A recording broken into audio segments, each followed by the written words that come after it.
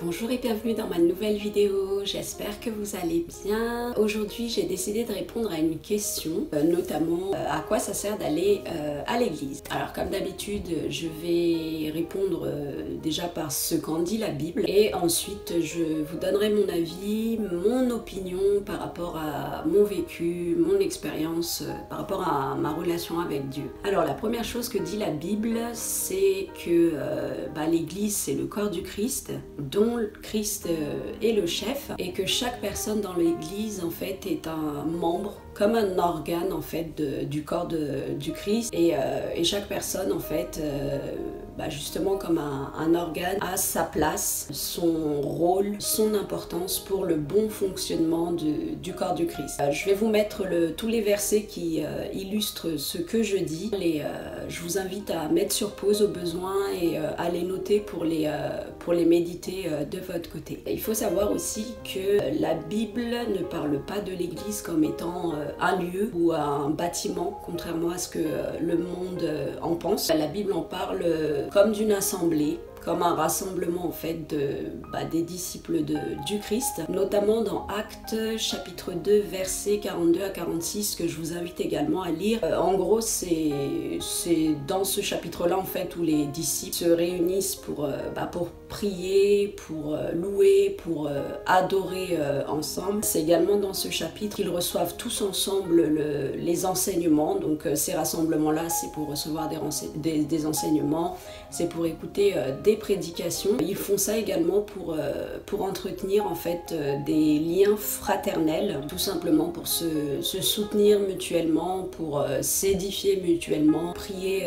les uns pour les autres. Et comme le dit Psaume chapitre 133, ce chapitre là parle en fait de l'amour fraternel et des avantages justement de se retrouver ensemble, contrairement à Proverbe chapitre 18 verset 1 qui dit « Celui qui se tient à l'écart cherche ce qui lui plaît ».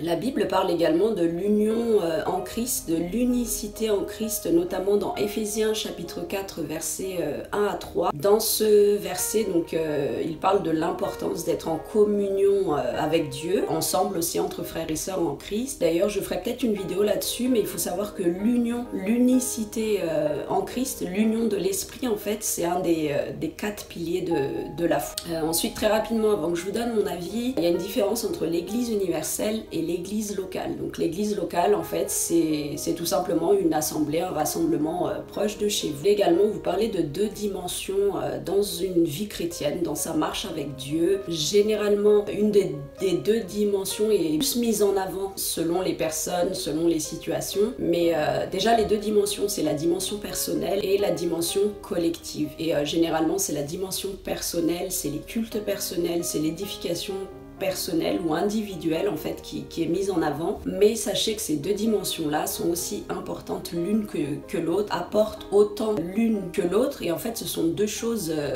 qu'il faut vivre en parallèle. C'est le cas la plupart du temps en fait pour les gens, c'est que la dimension personnelle elle est plus importante que la dimension collective. Si ce que vous croyez être une dimension collective est plus importante, posez-vous la question, parce que parfois en fait on est dans la religion, on va à l'église et on pense que c'est une dimension collective dans votre relation avec Dieu, alors que non, en réalité vous êtes dans une religion. Et je dis ça justement pour en arriver à mon opinion personnelle du fait d'aller à l'église, c'est que pour moi c'est absolument pas une règle, c'est absolument pas une obligation, c'est bien là justement la différence entre la relation et la religion. Aller à l'église c'est un besoin, donc est-ce que déjà vous ressentez le besoin d'y aller? C'est un moyen de s'édifier comme je disais, tout comme vous auriez envie de passer un dimanche ou un jour férié ou les vacances avec votre famille ou vos amis. Aller à l'église en fait c'est un besoin d'être avec sa famille spirituelle, c'est un besoin d'être avec ses frères et sœurs en Christ. Pour moi aller à l'église c'est un bon moyen aussi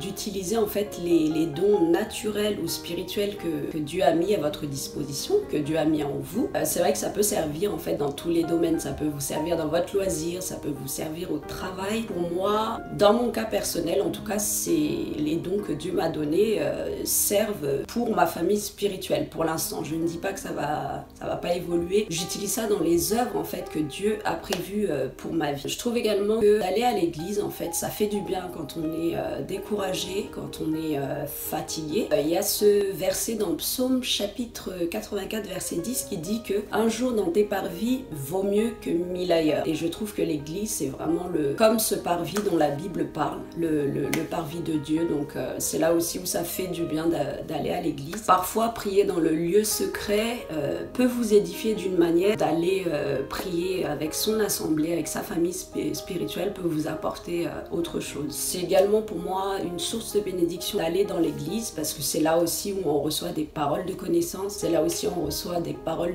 d'exhortation. La dernière chose aussi que je trouve qui est bien d'aller à l'église, une des raisons pour lesquelles il faut aller à l'église, c'est dans Matthieu chapitre 18 verset 19. En gros que il y a une différence en fait entre demander quelque chose à Dieu tout seul, de prier ensemble pour une chose. C'est le verset qui dit si 2 ou 3 entre vous se mettent d'accord sur une affaire, au sujet d'une affaire. En gros Dieu exauce en fait quand on se met à plusieurs d'accord sur quelque chose, quand on prie pour quelque chose ensemble. Une fois que tout ça est dit, ce que je peux vous donner comme conseil, avant toute chose de prier, toujours prier avant de prendre quelques décisions, que ce soit toujours remettre vos projets, vos questionnements entre les mains de Dieu, après avoir discuter avec Dieu, de rechercher une église locale proche de chez vous, d'y aller. Et si vraiment c'est pas possible d'aller à l'église pour X raisons qui peuvent être valables, je vous invite à rejoindre une cellule maison, une cellule de prière, ou alors d'ouvrir votre maison à une cellule de prière déjà existante, ou alors même aussi de créer votre propre cellule de prière chez vous. Et si vous êtes déjà dans une église, en tant que simple pèlerin, on va dire, je vous invite également à prier, à remettre cette décision entre les mains de Dieu, à rentrer dans le service, à vous mettre au service de votre église. Pas obligé que ça soit quelque chose de très important, que ça soit